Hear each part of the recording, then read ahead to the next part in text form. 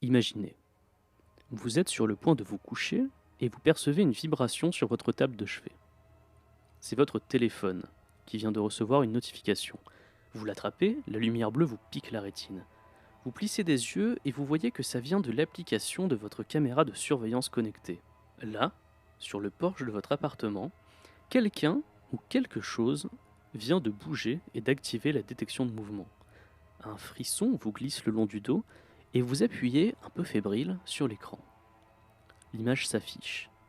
Vous voyez l'entrée de votre logement et là, en contrebas dans les escaliers, vous la remarquez. Une silhouette bleutée, évanescente, vaguement humaine. Vous en êtes persuadé, il y a un fantôme devant chez vous. Cette drôle d'expérience, c'est ce qu'a vécu Rob Williams, un cariste anglais de 39 ans qui vit à Launceston dans les Cornouailles. Le 13 novembre dernier, la caméra installée sur la porte de son appartement, situé au deuxième étage d'un petit immeuble, a enregistré une étonnante vidéo dans la soirée. Voici son témoignage dans le Daily Mirror. La caméra s'active en fonction du mouvement, donc elle ne pouvait évidemment commencer à enregistrer que si quelque chose était physiquement présent. Même chose pour la lumière extérieure. J'ai vu quelqu'un au pied des marches. Au début, j'ai cru que c'était juste quelqu'un de bourré qui restait là, debout. Mais la silhouette n'était pas solide. J'ai regardé ça pendant 20 secondes, puis la lumière s'est éteinte, et il n'y avait plus rien. Effrayé par cette vision et cette disparition soudaine, Rob Williams n'a d'abord pas réussi à déterminer ce qu'il avait vu. Mais à force de regarder, encore et encore, la vidéo, il a fini par y voir une silhouette translucide qui lui faisait penser à un fantôme. Il a alors envoyé les images à sa petite amie qui a elle aussi été très troublée en les découvrant. C'est plutôt flippant, assure Rob. Je n'ai pas beaucoup dormi cette nuit-là. J'ai dormi avec les lumières allumées, j'ai toujours la vidéo et plus je la regarde, plus je me dis que c'est vraiment bizarre. C'est la chose la plus étrange que j'ai jamais vue.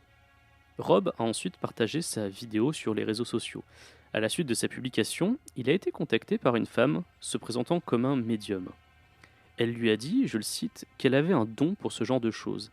Elle lui a dit aussi que la femme qui était venue devant chez lui s'appelait Hélène, qu'elle avait toute une histoire, comme quoi c'était une infirmière qui travaillait à l'hôpital, situé à 30 secondes de chez lui, juste en face de son immeuble. Selon la médium, la femme serait morte à 36 ans de la grippe, et elle ne voudrait aucun mal à Rob. Ce serait au contraire, comme elle le lui a écrit, un esprit très gentil. La médium a assuré qu'elle ne reviendrait pas, car elle ne voulait pas le déranger. Quoi permettre à ce cher Rob de dormir tranquille. Libre à vous de croire ou non à cette soi-disant apparition fantomatique. Personnellement, je suis du même avis que la majorité des personnes à avoir vu la vidéo. Il s'agit simplement d'une réflexion de la lumière extérieure qu'on voit à la caméra. Le spectre, si on peut l'appeler comme ça, a exactement la même couleur que cette lumière et disparaît au moment où elle s'éteint. Preuve qu'elle n'était donc là que grâce à elle. Concernant la forme, on distingue une silhouette vaguement humaine mais pas vraiment nette. Quant à l'activation de la caméra et de la lumière, des dizaines d'explications sont possibles.